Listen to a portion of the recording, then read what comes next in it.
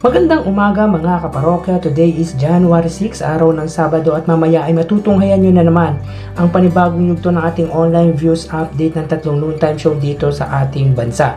At mamaya ay magsisimula din ang Eat Bulaga ng Tito Vic and Joey para mapanood sila sa CNN Philippines or dating RPN9 or Channel 9. So mga kaparokya, muling pinatunayan na ang katotohanan ang siyang mananaig sa kahit anong labanan. Dahil nagwagi ang legendary trio na sina Tito Vic and Joey sa isinampa nilang kaso against Tape Incorporated at GMA Network hinggil sa kasong copyright infringement with injunction sa Marikina Trial Court. Kahapon nga ay nag-live ang legendary trio na sina Tito Vic and Joey sa kanilang social media account para i-inform sa kanilang pagkapanalo.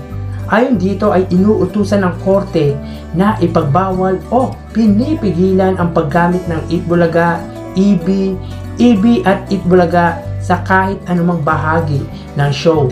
Mapa-jingle man ito, portion at segment. Meaning, kahit sa kanta nilang tahanang pinakamasaya Eat Bulaga ay hindi na nila pwedeng isama pa. At wala na din makikita na Eat Bulaga at EB sa may studio. Inutusan din ng korte ang IPO na alisin ang trademark application ng Tape Incorporated para sa Eat Bulaga at ang Tito Vic and Joey ang siyang may karapatan na gamitin ang nasabing titulo. So dobleng dagok ito para sa Tape Incorporated dahil magsisimula sila sa umpisa at for sure makakaapekto yan lalo na sa mga sponsors at advertisers nila. Kasama din sa pinagbawalan na gamitin ng GMA ang Eat Bulaga at EB, halimbawa, kapag hindi sumunod ang Tape Incorporated sa utos ng korte, ang GMA Network mismo ang magsasabi o mag-uutos sa Tape Incorporated dahil kasama sila sa sinampahan ng kaso. Kapag hindi sila sumunod ay malamang masasampahan sila ng kaso. Yun yung dahilan kaya Tape Incorporated at GMA ang kinasuhan ng Tito Vic and Joey.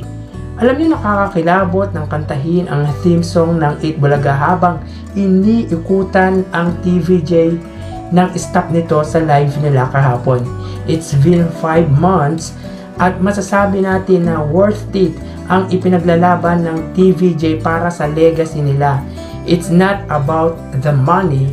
Ito ay tungkol sa legasiya na may iwan ng tatlo para sa ating mga Pilipino. Tanging show na umabot ng 50 years di lang sa Pinas kundi sa buong mundo.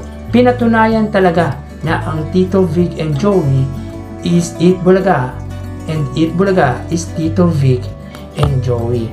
So mga kaparokya, ano kaya ang magiging title na gagamitin ng Tape Incorporated para sa kanilang show sa GMA 7? Again, sa pagkapanalo ng Tito Vic and Joey para sa titulong Eat Bulaga na sila naman ang tunay na nagpakahirap para maiahon ito at maging successful para tumagal ng 4 na dekada, ay masaya ako sa pagkapanalo ng legendary trio at alam ko karamihan sa atin ay natutuwa sa naging desisyon ng korte.